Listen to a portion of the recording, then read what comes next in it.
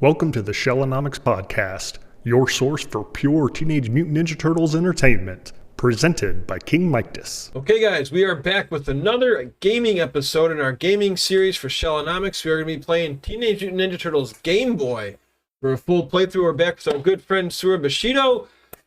So when did you first encounter this Game Boy game? Did you get to play it as a kid? For me, I played it as a kid. My cousin had it. It was just hard to play Game Boy games because if you didn't have that certain big light at your family's house, or it was like daytime, it was really hard to play. Yeah. I didn't own this one as a kid, but it was like my neighbor's older brother had it when it was new, and he wasn't touching it anymore. And at some point, I was over at the neighbor's house, and I got a chance to play it, and I pretty much beat it that afternoon. And was like, wow, this would have been a really cool game to have when I was like 5. Oh, gosh, yeah. The replay, I mean, it's such a short game. It's probably just only be maybe a 30, 40 minutes podcast, but just the replay value in this is so high because, actually, I want to hear what your thoughts are on why this game is still has very good replay value in 2025. Well, this game is essentially Kung Fu for NES, where you got the people coming from either side at you to attack you, and you're attacking them back from the middle of the screen, but with more platforming. And so it's not quite the arcade beat 'em up experience you got at an arcade or the mall or the theater or whatever in 1989, but it is a very arcadey beat 'em up kind of experience for early Game Boy that pulled it off really well. Like, it stuck to its guns and did what it knew how to do, and it did it well. I agree all the way. Plus, the music's good. I like how you can throw a throwing star in the bottom, too. I don't think you can do that in the other Game Boy games. Boss battles are cool. I won't spoil who the final boss is, but just, were you shocked that that character was the final boss in this game compared to other games? It's a little bit kind of interesting. Normally it doesn't really happen that way, but it's a neat change up. Yeah, I enjoyed it too, and it's same characters in the final boss in the second game too. So I don't know if it was a different designer or maybe they just enjoyed that character a little more. And yeah, so whenever you're ready, we'll get into Ninja Turtles Game Boy. Okay, cool. As far as I know, there's no real huge differences between the North American and the Japanese version, so we're just going to play the North American version today. Sounds great. For this game. So no, we don't want to quit the game. There we go. So Ultra Games is a subsidiary of Konami because you could only do so many games per year back in the day. So 1990 Konami, there we go. Okay, so this game's really cool. Wow. You can choose whatever stage you want from the beginning, which is probably another part of its replayability value right there. If you're a kid and you want to practice stage 2, you could practice stage 2 as many times as you want. Or, you want to go straight to the end, you can. Now, that said, if you want to get the true ending of the game, you have to play through all 5 stages in order. So we're going to start with stage 1. And the ending isn't really that big of a deal, but I'm going to show you anyway. Yeah, I like the little cutscenes and whatnot. And do you have a certain turtle you like better? Do you notice any reach when it comes to Leo and Don with the sword and staff compared to Raph with his quick attack? I've tested their range just kind of playing around in the game, and I'm pretty sure they all have the exact same range. It's just that Leo and Dawn, because of the way their weapons look at rest, it makes you feel safer. So, like, psychologically, you can get in that danger and hit a little bit better. Where when you're playing as Michelangelo or Raphael, like, you're used to a shorter range, so, like, you're being more careful just automatically. Oh, yes, exactly. But they're all pretty much the same in this game. Which is another reason why it's great for, like, kids or anybody just playing casually. You just choose your favorite turtle and go. I'm going to go ahead and we've got 5 stages, I think they said. So one of these turtles is going to get played twice, but I'm going to play as every turtle today. Awesome. So I played this on just the regular old Game Boy mode right here, not Game Boy Color, not Game Boy Pocket or anything, because this game, the assets don't really lend itself that well to a really good colorization. And I feel like with everything supposed to be kind of like, green Ninja Turtles and gritty and ooze and city and sewers, I think they really did well with like the Game Boy green color palette to put a decent game together graphically. What's incredible too is just again the passion of Konami and just most of these games had to start during only the 5-part mini series, you can call it, because again, those little drone coppers are only in one episode. It's when they want to find new equipment with Baxter Stockman in episode 3, and then you never see him again. Right, exactly. So we got our X90s rocks. I remember there was like an X station. Oh, was that K90s? Is that what that says? I thought it said X, but anyway, it doesn't matter. So hopping down into the sewer now. These stages are actually kind of long for like a Game Boy game, like little beat 'em up thing. But I'm just pressing an attack button and a jump button. It's just a basic 2-button game. When I duck, I can throw shuriken, and I have as many shuriken as I want. You see, they don't always kill someone in one hit. What I like they too are is good for range. I also like how this game is very pizza friendly, and for some reason, if you are a kid and you're playing this and you struggle, there are some save points pretty much in this game as well. So if you were to unfortunately get a game over here, I believe you'd start at the spot of this sewer spot, and you wouldn't have to go through that first section again. Now, what the heck just happened? Bonus. A bonus game. I generally don't play these, but I know this one's right here. Power up, leave one remaining. So this one you have to somehow leave one shuriken remaining for Krang. And you guys each go one at a time? Yeah, and I guess he just gets to choose which ones he wants. I don't know. Okay. Um, I think I may have seen one bonus game prior to this, and I was very shocked. he left one left, so I lost. See, so it's kind of dumb. It's probably really simple, and I've never played games like that before, so I just don't know it. Well, what's crazy too is like guess the number between 1 and 199 or 999. Like guess the number between 1 and 999. You have 10 tries. And it has like a confusing way of telling you whether to go bigger or smaller. Wow. Watch out for the cars here. You can jump over them. Oh, that's nice. If you are just to confirm for anybody listening on Spotify and YouTube here or watching the playthrough, you do not get any upgrades for those bonus games, right? The points don't do anything for 1-ups. You don't get any weapon upgrades. They'll give you HP back. Oh, okay. Depending on your score. And I'm full HP right now, so it doesn't even matter. Right. So like this pizza, I could like avoid it if I wanted to. Jump over the car. Drone. Oh, got hit there. That's okay. Yeah, I just think this game's great. And it's funny how the first level just feels so long, too. I mean, with all these little stages, we're already in, like, I guess you almost call it the third act of level 1. Right, yeah. Once we get through here, though, we'll get to the boss of this stage. All right, now this boss is... No, wait, actually, there's another... Yep. I forgot. There's another sewer before the boss. This is a long grind, this level here. And it's like a part 4 of this stage. They really made these stages long. Yeah. But it's okay. Like, if this was... Like, one of these stages, when you can choose what stage you're playing, is long enough for, like, a really short sort of just Game Boy session. So, it's not the end of the world. It's just, you know, if you want to play... The same way you would play a mobile game now. Yeah. Oops. That wasn't supposed to happen. Got hit by a falling debris.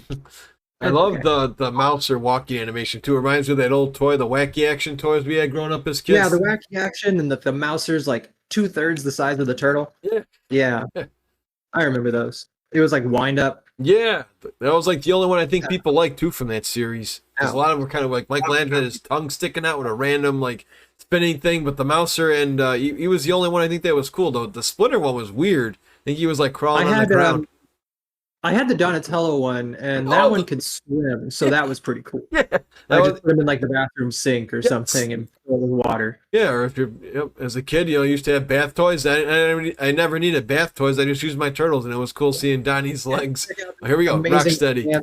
Strap. You just swatted those like a fly. Wow, you can swat bullets with your sword.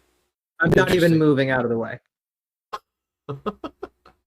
Like I said, perfect. Like this game, if it was in color and on the NES, would have been like the perfect like NES game for like little kids getting into Turtles. Like this is what like I feel like people who are traumatized, like, and I say this in a joking way, traumatized by the original NES TMNT,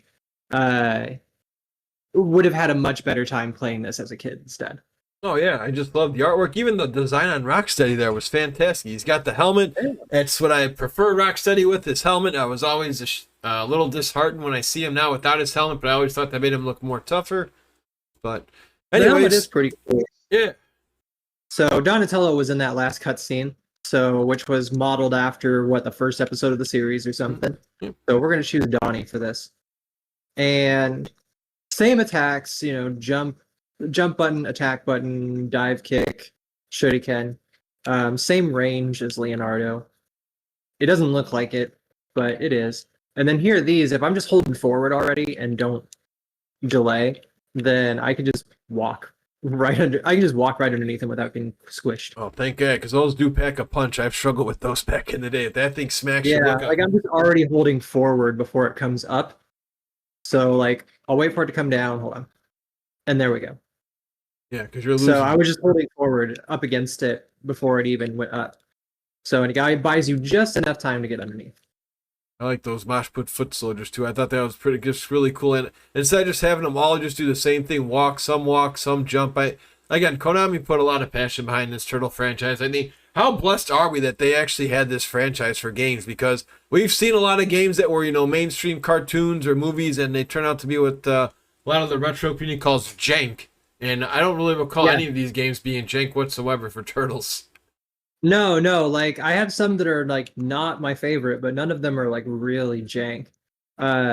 Even the original NES one, it has stuff that works from other games that are good, just kind of mixed into it all at once. Like you have some Konami elements, some Castlevania elements, some Metal Gear elements. There's like a samurai game with an overhead thing and a side-scrolling part that they use assets from that never came to America. That they use assets from for that game. So it's pretty interesting, and I think it's just the mishmash that throws people off. Yeah, and I think it's because I would say too, if you look back at the Nintendo one, at least like even this game, it's because of the pace of the game. You can't go too fast. Most people are used to. Well, that guy looks. Where'd that fire guy? That's a new character. Yeah, you got a little face and everything. Yeah. Just to finish off on the turtles. Oh, nice pizza there. Nice jumping. Oh, we get a full one too. Just because I think people are used to beat 'em ups and you're used to just mindless beating in that game, in turtle games, and you can't do that in the Nintendo one. If you do that, you're going to get crushed because there's going to be way too many enemies coming at you. I agree with you. If like you see me ever streaming Turtles 1 on NES, you see that I play it in a very patient kind of way. Right. I'm always like strategizing and stuff. It's not quite the opposite of a speed run, but it's just the way that it's just the best strategy for when you're not speed running and you wanna beat the game. So just have some patience, load up on scrolls, things like that. And get good with your jumps. And the same thing in this game too, kind of, right? It depends on how you hit the ball. Here we go. Here comes Bebop. Nice kick to the head. Did you just swat, or did you take that hit with that gun? It looks like you're almost... well, I took one hit, but then I swatted the other one. Oh, you can, just like Rockstar. I didn't know you could do that either. Wow. Yeah, you can, but like when he punches, he's gonna run through, and he punched every time this time, so I didn't have a chance to just hang out. But there are times where, like, when you hit him, he doesn't punch and he'll just run backwards. At least that's how I remember it. But he punched every time, so who cares? Yeah. All right, we got all 4 turtles in a cutscene here. Looks sort of like the intro right before the title again. No, exactly. Just watching you play this makes me want to play this one again. I always like this one. And what's nice too is they give you full health again too. So if you're able to survive that boss fight, you come back with full health. Exactly. So I'm playing as Raphael now. You're gonna see like right there, like he doesn't look like he has as much range as Donatello, but there's like these dudes I'm taking out, and it's just as casual and just as far away. So the actual attack animation, the whoosh of that weapon, it has the same range no matter who you're playing as. I do like that he twirls his sai around too. It's pretty cool. Again, just little details like that, just for I don't know, gamers like us, I believe, go a long way. You can just tell they care about this game.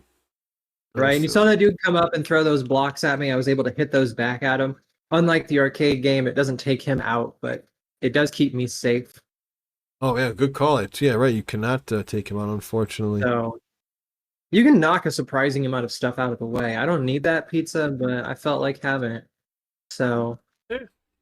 These backgrounds are pretty cool too, and the scrolling is nice. Like you have the immediate background with the railing of the freeway while we're on top of this truck. You got the city behind it with the clouds. Oh yeah. It probably looks even better on a tiny Game Boy screen where you can't see like the edges of the pixels so well. Absolutely. Again, So you see there's some close calls there where it looks like, I don't know, did I get hit or not? And I have to like check my... It looks like you get I have to points check though my too for life picking up record. that pizza. I don't know. I mean, in case anybody, I never was somebody who wants high score, but it looks like if you do get that pizza, they give you a couple points. I'm noticing. Oh, yeah. So I guess for high score players, getting those pizzas is essential. And a super All quick right. level here. I love how that first level is so fast. And once again, you're able to just swat. Well, again, especially with Baxter, swat away his bullets. Wow. Yeah, just his bullets are coming down from when he's in the corner, and then he swoops down to the middle. And as he swoops down to the middle, I hit him, and during his iframes, he doesn't hurt me. So I can just kind of like barely move back and forth along the screen and figure it out. What a nice casual play this is. Isn't it nice? And the thing is you're still having fun with this game, right? Even though you've beaten it, I don't know, 10, 20, 50 times, it's still fun. Yeah, it's still fun. It's still like I don't take it incredibly seriously. This is one of my like my warm up or cool down or kind of chill out games. Yeah. So I'm like I feel like playing some Turtles. The really good Mikey shot from the first episode right here, where he's flying through the air with the nunchucks for the Yes. cutscene. Yeah. So it's really cool. It's super fun. It's super chill. I like it because it's relaxing and not incredibly challenging. Crazy fish here. Yeah, this level's a little tough. The Technodrome level it can still pose a little bit of a challenge, especially if you're just like gonna try and Like, I'm shortcut not your way saying it's a there. no challenge game, especially if you're a kid. Yeah. But if you've been through this a few times, you get the basic idea. And even if you're rusty and not feeling great, maybe you'll be fine. Like it's not a big Oh deal. yeah, exactly. I doubt it. Is Like, there? if I fall off these logs, it doesn't matter. I was gonna say I doubt it, but is there a specific count when that pizza comes out? Kind of like how in Turtles 1 for Nintendo, the sub weapon pops. It's almost like maybe 8 or 10. I'm trying to pick up the pattern here. It looks like you get a I pizza don't after every know. kills. I think the pizza pattern is fixed, Okay. as in like whatever enemies are going to give you pizza are going to give you pizza in every game. Okay. And there's no other pickups in the game. Okay. So you already have your shuriken from when you're ducking, and those are unlimited. So the only problem I'm having in this level right now is it's hard to line up with those fish when I'm underwater because they can attack from some weird angles and approach in some weird way. So you see, like, I get bit by a couple of those, but even having taken a few hits already, it's still fine. The world isn't coming to an end. Right. So I got a pizza, and that gives me back 2 of those. And if I just chill out and be a little patient here, instead of just trying to run through everything, like as soon as I see someone, just kind of stop and take it all in. Oh yeah. Then it's easier to defend against everything. If you want to make it harder, then just go ahead and like just keep walking forward and try and speed run it. It doesn't matter. Like stuff will keep spawning, and you can just keep walking forward. Cave time. And it's funny So because we're trying to make our way toward the Technodrome here in the story. So we've gone out of the city and through that river and into a cave. So we know exactly where we're headed. So when did you first know you could actually hit like those little like I don't know, I just call them balls or mines without taking any damage? Because I always tried dodging these. Like I never even thought as a kid to attack those. I don't really remember. I might have just tried it as a kid and just to see what would happen, and it just worked. And I said, "Oh, cool," and just kind of moved on with my life. So Yeah, because it makes life so much easier. And I'm very shocked that who you'll be combating against within a few minutes here. I was shocked that this character was next, to be honest with you, the first time I played it. oh yeah, for sure. So you see, I'm playing with Mikey here. He's swinging his chucks around, but again, the attack swoosh is still the same.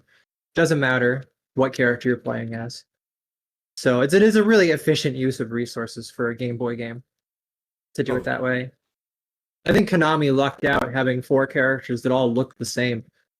That's true too, yeah. Especially before even though they were doing it during the video, the cartoon era. Yeah, back on the cover of the Nintendo game, it's the one with all 4 masks too. They all had the 4 red colors, and I think Adams was the one who showed us too on our gaming series, where when you fight Shredder at the end, you go back to the red mask, no matter who you are. Oh, here we are. Speaking of the devil, there he is. Wow, the devil, there he is.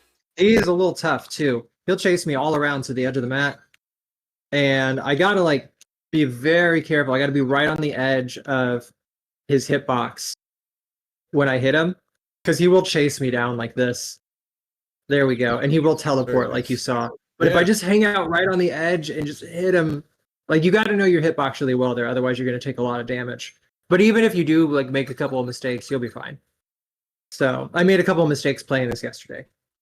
There So it is. this looks kind of like the second episode of the series right here. This episode, this screenshot of the Technodrome with the turtles down there. Oh yeah, and just like Turtles 3, they jump into that, I think, in the Manhattan Project. Oh yeah, they do that in Turtles 3 and Turtles 4. Oh yeah. And what Hyperstone Heights also, right? Yeah, I think so. There's our buddy again. This guy is in so many video games, and he only appeared in one episode. I'm so glad NECA gave Roadkill Rodney an action figure. Exactly.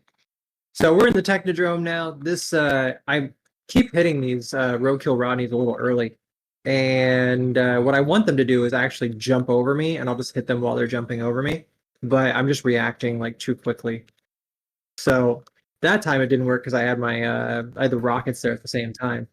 But if I get one just jumping over me, I can kind of keep him stun locked by hitting him out of the air and then hitting him as he falls back. So this is some pretty neat music. Not music I would expect to hear inside the Technodrome, but it does feel kind of like, hey, we're doing good. Oh yeah. And we're getting close to our goal sort of music. No, So here we go. Bink and then bink like that. So if I just kind of stay close to him and do that, then he can't get a chance to turn around and shock me or anything. Yeah, I was just gonna say I didn't even see him turn around and do his little wrap around his arm or laser. Yeah, he didn't have time. He was stun locked the whole time. Oh, that worked before. Oh well. I forget in this game. I gave you like everything in that room right there. You see, so it gets a little challenging at the end, but there's a pizza here. It's fine. No, they try to take care of the kids.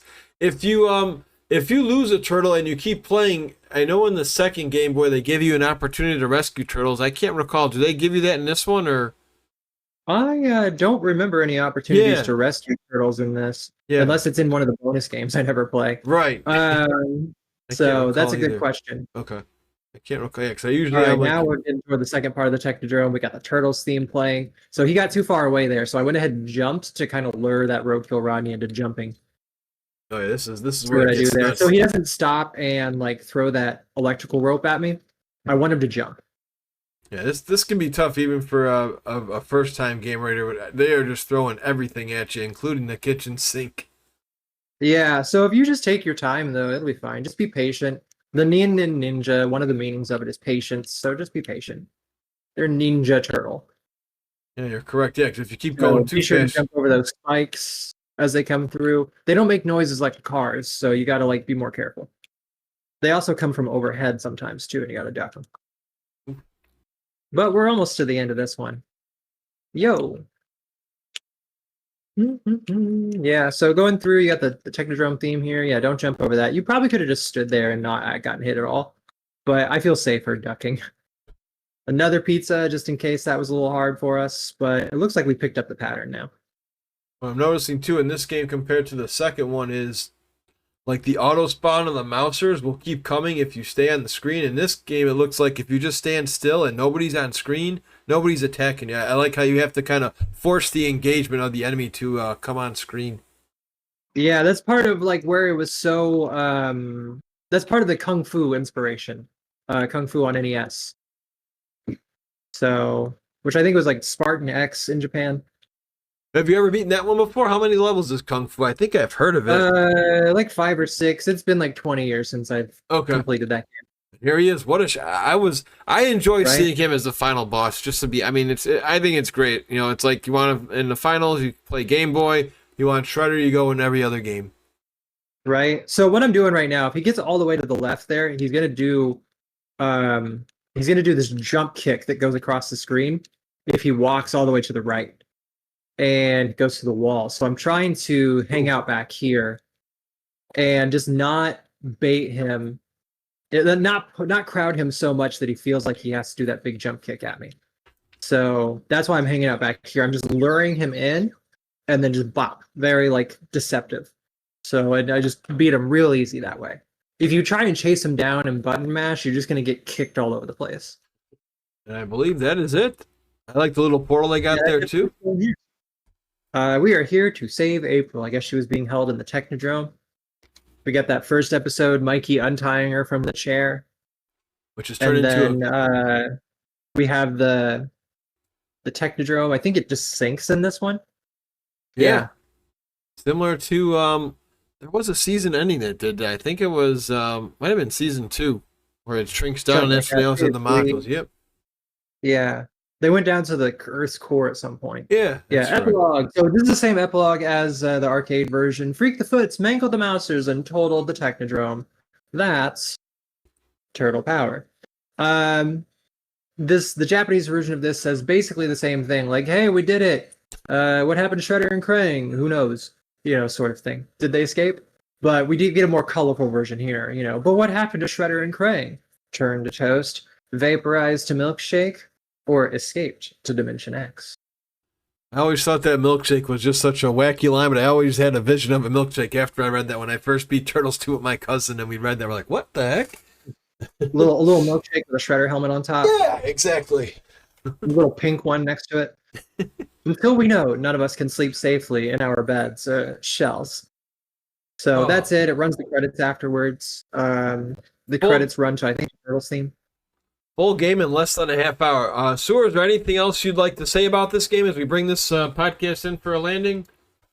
This segment, the only thing I really gotta say is if you got a chance to play this game, you got the Cowabunga collection, like give it a shot. It's a cool little casual thing to play. If you have a Game Boy, you can find this for cheap at some retro game shop. Grab it. It's a good, solid little title. I agree. And if for some reason you are struggling, you do have the rewind feature in Cowabunga, the Cowabunga collection, the Art Pen store. SewerBushido, you do stream a lot. You love video games. Where can people find you if they want to catch you live? Yeah, SewerBushido is my name pretty much everywhere where you want to find content about SewerBushido. So twitch.tv/SewerBushido, you can find me. Yesterday, before recording this, the last stream I did, I was playing some Legend of Zelda: Link to the Past, but I've been playing a lot of Turtles lately. Awesome. Good stuff. And you also are on YouTube too, right? People want to see some past runs and past streams? Yeah, I put some select clips and runs and stuff like that, streams and whatnot on YouTube as well as a selection of other things that I might want to put on YouTube. All right, and then there's the DM with a question mark, thinking that trying to trick us gamers if there was a second loop, because a lot of games for Nintendo did have that second loop, but on this one there is none. We're one and done. We beat this faster than our pizza's coming here, and pizza delivery less than 30 minutes on this show. Sword, thank you so much. We hope to see you again real soon. Absolutely. Thank you so much.